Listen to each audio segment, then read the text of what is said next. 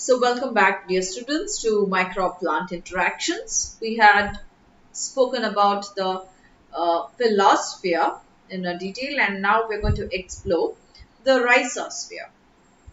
As I had mentioned earlier, the Rhizosphere is the environment around the roots of a plant, and you can see that various microorganisms are being found associated with the Rhizosphere as well as the rhizoplane. And these microbes, which are being found in the rhizosphere as well as in the rhizoplane, uh, do communicate with the plant using complex chemical signals. And these signaling molecules could be different types. They could be auxins, they could be gibberellins, they could be glycolipids or cytokinins. And all such growth hormones, auxins, gibberellins, uh, cytokinins, and all that, all these plant hormones can influence the plant growth as well as its development to a great extent. And various plant growth promoting bacteria has been found to be associated with the rhizosphere, and they are called the PGPR, or the plant growth promoting rhizobacteria. And very predominant examples of these PGPR bacteria are being Pseudomonas as well as the Achromobacter. So the PGPR, the main role of the PGPR, or the plant growth promoting rhizobacteria, is to promote the plant growth. And when these PGPR, or these bacteria, are being added to the plant, even in the seed stage, the bacteria produce the required surface attachment proteins, and the plant growth gets promoted. So, as we mentioned earlier, what the plant gets associated with the bacteria by some chemical signaling which happens between the plant as well as the microbe. So now PGPR, or the plant growth promoting organisms, rhizobacteria, are beneficial microbes, and they are attracted towards the what? Plant in the rhizosphere by the signaling which happens between the plant as well as the beneficial PGPR. At the same time, the pathogenic microorganisms are being repelled away by various chemicals which are being produced by the plant.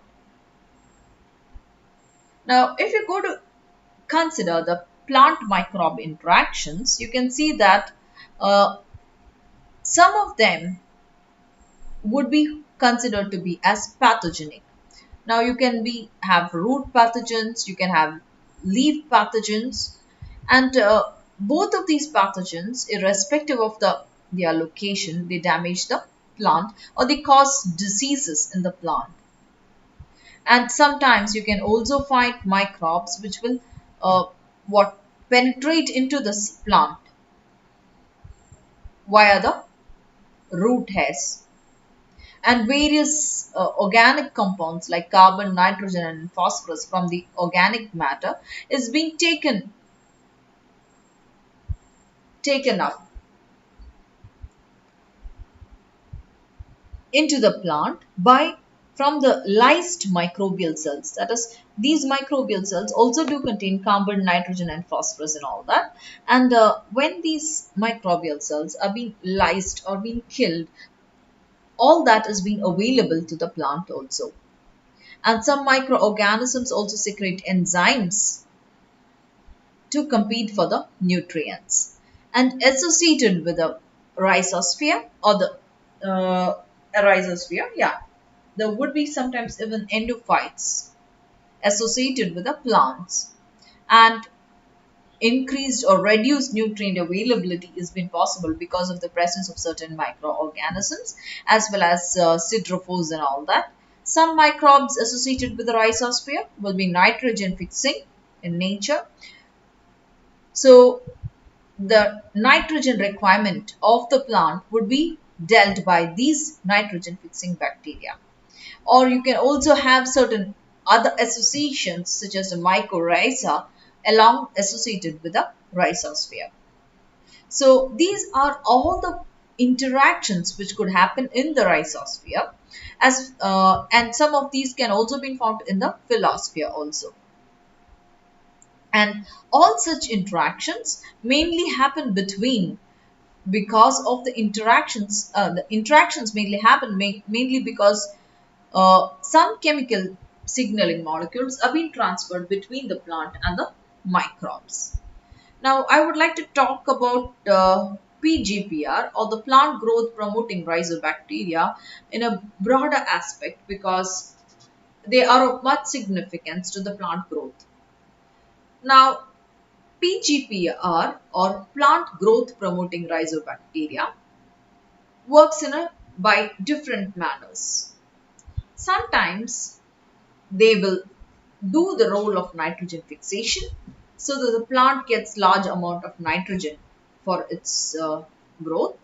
Or sometimes the PGPR will produce various plant hormones such as auxins, cytokinins, gibberellins and all that.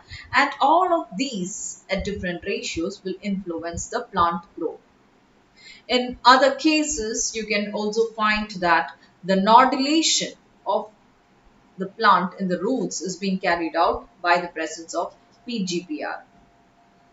And PGPR sometimes would also produce PGPR. What is PGPR? These are all bacteria. These are rhizobacteria which will promote the plant growth. So plant growth promoting rhizobacteria could produce certain enzymes or certain other compounds which will enhance the nutrient uptake into the plant. Most probably or most frequently, these are enzymes such as the phosphatases, which will solubilize the phosphate of the soil and enabling or which enables the plant to uptake the nutrients. And at the same time, siderophore production could also result in the PGPR action, and sometimes PGPR or these rhizobacteria can also act as biocontrol agents, preventing the action of the entry of pathogenic microbes, or probably they could repel the pathogenic microorganisms. So the plant growth promoting rhizobacteria, or the rhizobacteria which has been found associated with the rhizosphere and which also has plant growth promoting properties, would inhibit the pathogenic microbes from the plant and thereby give a role of biocontrol. So you can, as we mentioned earlier, nitrogen fixation also do happens, and nitrogen fixation is mainly being done by Acetobacter, Azospirillum and Acetobacter. And I'm not going to the details of more details of these nitrogen fixing bacteria, mycorrhiza and etc., which have been found associated with the plants, mainly because we would be dealing them separately in different sections in the coming days. So plant microbe interactions do happen within the philosphere as well as the rhizosphere, and the existence of the plant, it mainly depends upon the presence of all these interactions between plants and microbes. And I hope you all got a better understanding of plant microbe interactions by now. Thank you for now, and thank you for your patience.